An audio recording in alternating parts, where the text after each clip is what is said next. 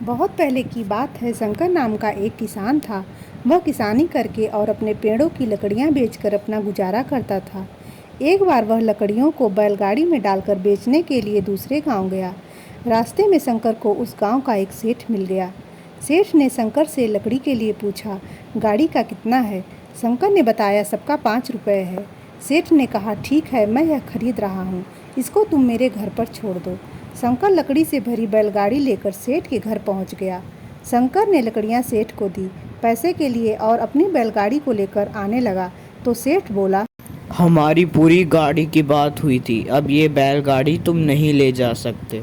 सेठ की ऐसी बात सुनकर शंकर ने कहा, ऐसा थोड़ी ना होता है। तुमने गाड़ी का 5 रुपए का वचन दिया है, अब तुमको अपने वचन का पालन करना चाहिए। व्यापार में वचन बहुत मायने रखता है।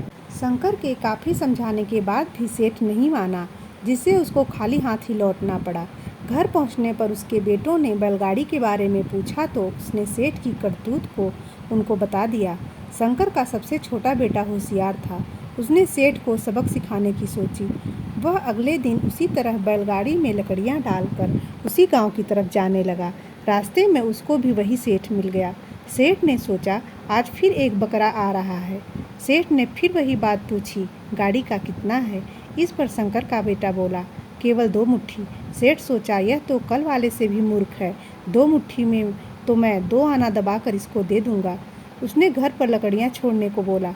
वह बैलगाड़ी को लेकर सेठ के घर पहुंच गया। घर पहुंचने के बाद उसने सारी लकड़ी सेठ को दे दी।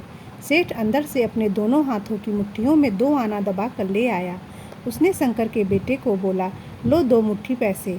शंकर के बेटे ने चाकू निकाला और बोला, मैंने 2 मुट्ठी पैसे नहीं मांगे, मुझे तुम्हारी हाथ की मुट्ठियाँ चाहिए। और वह उनको काटने के लिए आगे बढ़ा। इस पर सेठ ने मना किया तो शंकर का बेटा बोला, तुमने वचन दिया है और व्यापार में वचन बहुत मायने रखता है।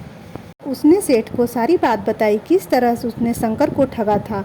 इस पर सेठ ने शंकर के बेटे से हाथ जोड़कर माफ़ी मांगी और पहले की बैलगाड़ी और लकड़ियों का उचित मूल्य दिया। इस तरह शंकर के बेटे ने अपनी होशियारी की वजह से अपने परिवार को ठगी से बचा लिया। तो दोस्तों, आज की हमारी कहानी है, आप लोगों को कैसी लगी? ऐसी ही कहानियों के लिए हमारे चैनल सिंह स्टोरीज टीवी से जुड़िए। तो मिलते हैं आपसे किसी एक ऐसी ही रोचक कहानी के साथ। तब तक के लिए नमस्कार दोस्तों।